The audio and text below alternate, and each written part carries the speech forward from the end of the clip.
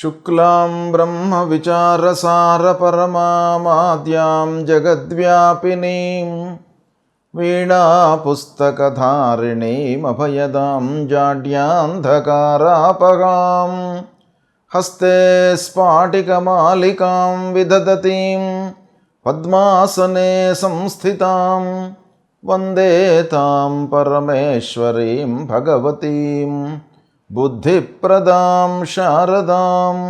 శ్రీ మహాగణాధిపతయే నమః. శ్రీ మహాసరస్వత్యై నమః. శ్రీ గురుభ్యో నమః.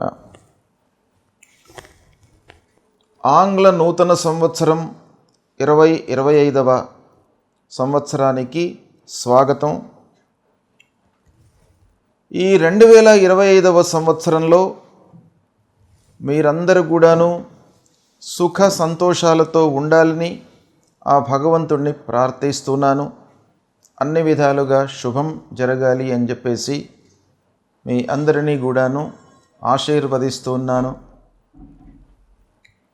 2025వ సంవత్సరంలో 12 రాసుల వారికి గోచార ఫలితాలు ఎలా ఉంటాయి అనేవి తెలుసుకునే ముందుగా నెలవారీ ఫలితాలలో భాగంగా 2025వ సంవత్సరము జనవరి మాసంలో మకర రాశిలో జన్మించినటువంటి వారికి గోచార ఫలితాలు ఎలా ఉన్నాయో తెలుసుకుందాం.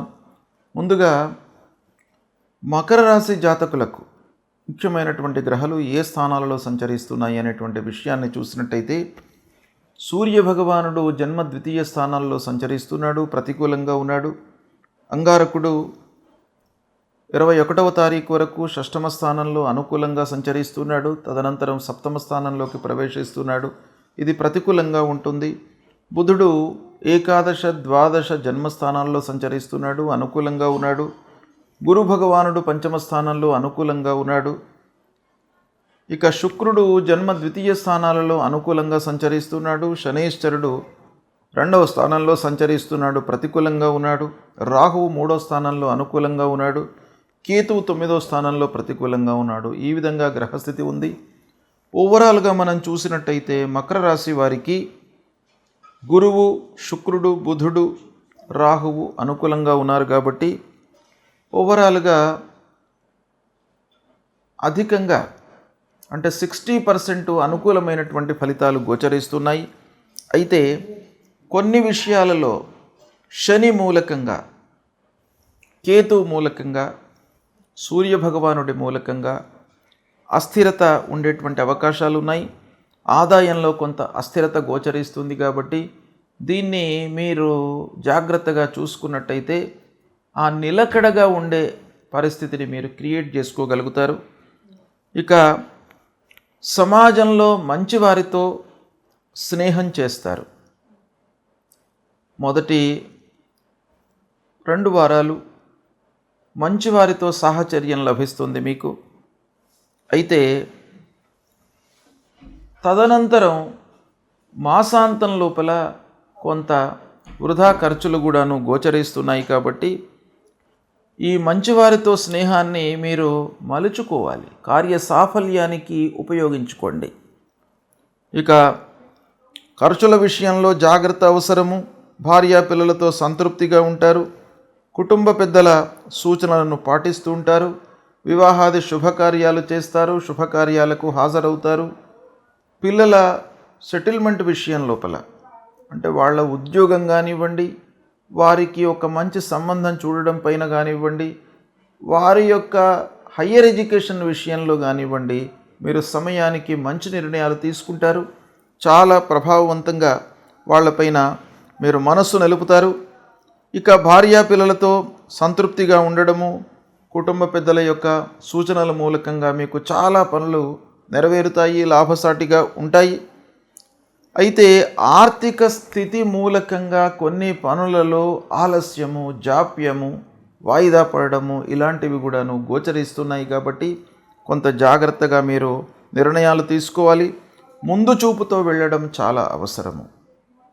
అంటే ఆర్థిక పరిస్థితి మూలకంగా కొన్ని పనులు ఎఫెక్ట్స్ అయ్యేటువంటి అవకాశం ఉంది కాబట్టి ముందు చూపుతో మీరు వెళ్ళండి. ప్రణాళికాయుతంగా పూర్వాపరాలను చాలా ఆలోచించి మీరు స్టెప్స్ తీసుకున్నట్టయితే బాగా కలిసి వస్తుంది. ఇకపోతే వ్యాపారస్తులు ముఖ్యంగా కొంత ఆలోచించి పెట్టుబడులు పెట్టాలి. గుడ్డిగా పెట్టుబడులు పెట్టకుండా ఉన్నట్టయితే మీకు లాభదాయకంగా క్రయ విక్రయాలు జరుగుతుంటాయి. ఇకపోతే సమయస్ఫూర్తితో మీరు నిర్ణయాలు తీసుకుంటారు. చిన్న వ్యాపారస్తులకు మట్టుకు ఇబ్బంది ఉండదు. పెద్ద మొత్తంలో పెట్టుబడులు పెట్టేటువంటి వాళ్ళు హ్యూజ్ అమౌంట్ ఇన్వెస్ట్మెంట్ చేసి మీరు ఎవరైతే వ్యాపారం చేస్తున్నారో వాళ్ళు మట్టుకు కొంత జాగ్రత్తలు తీసుకోవాలి. ఈ నెలలో చాలా విషయాలపై ప్రభావం చూయించేటువంటి గ్రహాలు మీకు అనుకూలంగానే ఉన్నాయి కాబట్టి కొంత జాగ్రత్తగా మీరు తీసుకున్నట్టయితే మీకు సత్ఫలితాలు కలుగుతాయి. ఇకపోతే ప్రతి విషయంలోనూ 1-4 సార్లు ఆలోచించండి. నిర్ణయాలు తీసుకునే ముందు అనుభవజ్ఞుల యొక్క సహాయ సహకారాలు తీసుకోండి. దగ్గరి వాళ్లతో మీరు చర్చించండి. సత్ఫలితాలను పొందుతారు. కాంట్రాక్టర్లకు సజావుగానే జరుగుతుంది వ్యవహారం. రియల్ ఎస్టేట్ రంగంలో ఉన్నటువంటి వారికి అనుకూలంగా ఉంది ఈ మాసం. ఇకపోతే భూములు, వాహనములు ఇలాంటి వ్యవహారాలు చేస్తున్నటువంటి వారికి కూడాను అనుకూలంగానే ఉంటుంది. ఏది ఏమైనప్పటికీ డబ్బు విషయంలో మట్టుకు ఈ మాసంలో మీరు చాలా జాగ్రత్తగా తీసుకుంటూ ఉండాలి. కానీ ఆశించిన మేర ఫలితము ఉండదు అనేటువంటి విషయాన్ని గుర్తుపెట్టుకొని ముందుకు వెళ్ళడం మంచిది. ఇకపోతే విద్యార్థులకు బాగా కలిసి వస్తుంది. పరీక్షలలో రాణిస్తారు.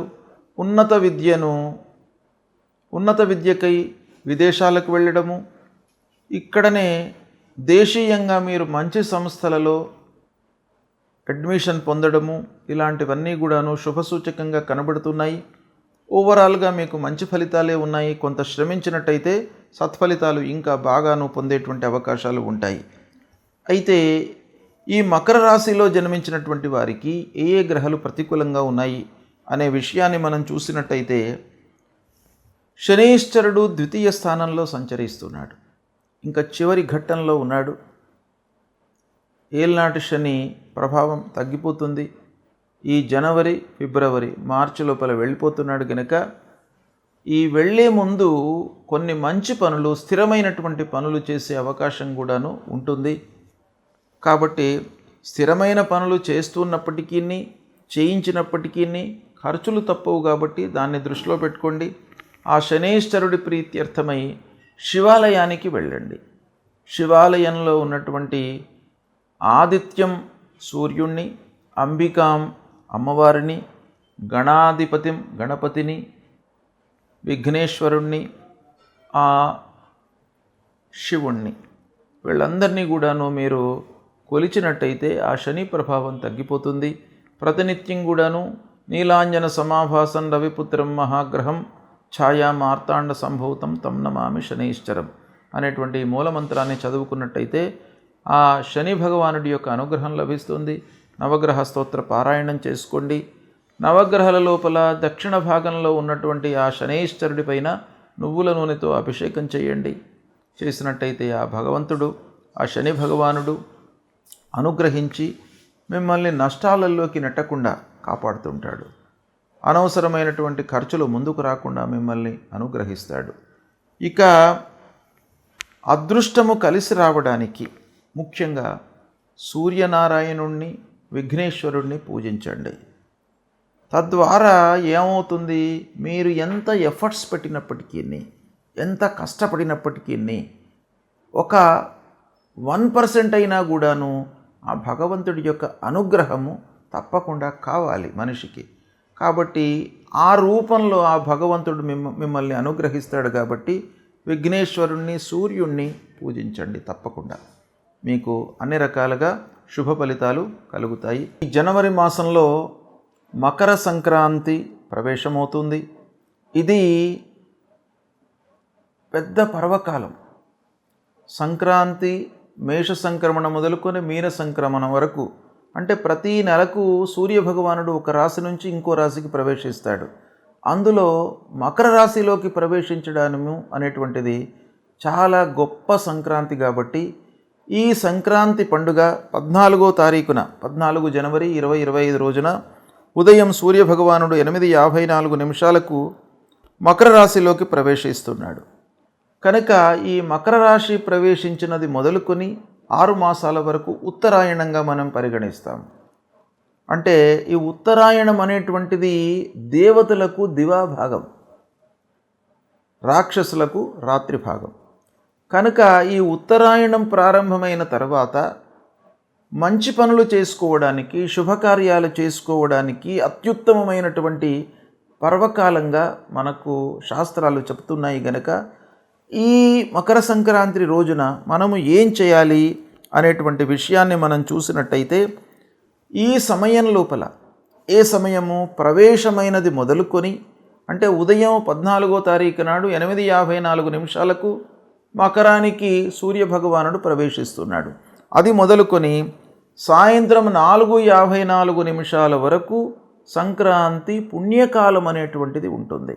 ఈ పుణ్యకాలం లోపల మనం ఏం చేయాలి అనంటే, స్నానదాన జప పితృదేవతలకు తర్పణాలు చేసుకోవాలి.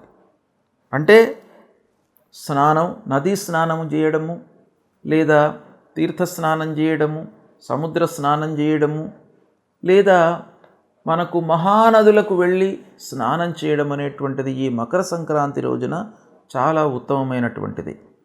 తర్వాత మనకు తోచిన రీతిగా దానం చేసుకోవాలి. అంటే ఈ పర్వకాల సమయం లోపల మనం ఏదైతే దానం చేస్తామో అది అక్షయ్యమైనటువంటి పుణ్యఫలాన్ని ఇస్తుంది.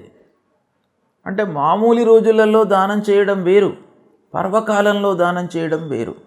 పర్వకాలంలో దానం చేసినట్టయితే, మీరు ₹1 దానం చేసినట్టయితే 1000 రూపాయలు దానం చేస్తే ఎంతనైతే ఫలితం వస్తుందో అంత మీకు ఈ పర్వకాలంలో దానం చేయడం మూలకంగా లభిస్తుంది. కాబట్టి ఈ పర్వకాలం లోపల, సంక్రాంతి పర్వకాలం లోపల దానానికి అత్యంతమైనటువంటి ప్రాధాన్యత ఉంది. తద్వారా అక్షయమైనటువంటి ఫలాన్ని పొందుతారు. అంతేకాకుండా ఈ పర్వకాల సమయం లోపల జపాలు చేసుకున్నట్టయితే, జపము అనంటే మీకు భగవంతుడికి సంబంధించినటువంటి ఏ స్తోత్రాన్ని జపించినా కూడాను, ఏ మూలమంత్రాన్ని జపించినా కూడాను ఆ సమయం లోపల మీకు అక్షయమైనటువంటి పుణ్యఫలం వస్తుంది. అన్ని దోషాలు కూడాను పరిహారం అవుతాయి. అంతేకాకుండా ముఖ్యమైనటువంటి విషయం ఏంటంటే, ఈ పర్వకాలం లోపల పితృదేవతలకు సంబంధించి, తల్లిదండ్రులు అత్యంత ముఖ్యమైనటువంటి వాళ్ళు మనకు జీవితం లోపల. వాళ్ళ మూలకంగానే మనం ఈ భూమి మీదికి వచ్చాము, జీవనాన్ని కొనసాగిస్తున్నాం. కాబట్టి వాళ్ళ విషయమై, పితృదేవతల విషయమై ఈ పర్వకాలంలో ఎవరైతే శ్రాద్ధాదులు, వాళ్ళ విషయం లోపల మనకు దానాదులు కానీ ఇవన్నీ చేస్తారో అప్పుడు ఆ పితృదేవతలు అనుగ్రహిస్తారు. కనుక ఈ పర్వకాలంలో ఇవన్నీ కూడాను చేసుకోవాలి. అంతేకాకుండా ముత్తైదువలు, సువాసినులు ముఖ్యంగా ఈ పర్వకాలం లోపల గౌరీదేవికి పూజ చేసుకున్న తర్వాత వాళ్లకు తోచినటువంటి నోములు ఇవ్వడం అనేటువంటిది కూడా ప్రధానంగా మనకు శాస్త్రంలో చెప్పబడి ఉంది. కాబట్టి ఇవి ఆచరించినట్టయితే మనకు మకర సంక్రాంతి పుణ్యకాలం లోపల చేసినటువంటి ఫలితము అక్షయ పుణ్యఫలాన్ని ఇస్తుంది అని శాస్త్రం చెప్తుంది. కనుక ఇది ఆచరించండి, శుభ ఫలితాలను పొందండి. శుభం.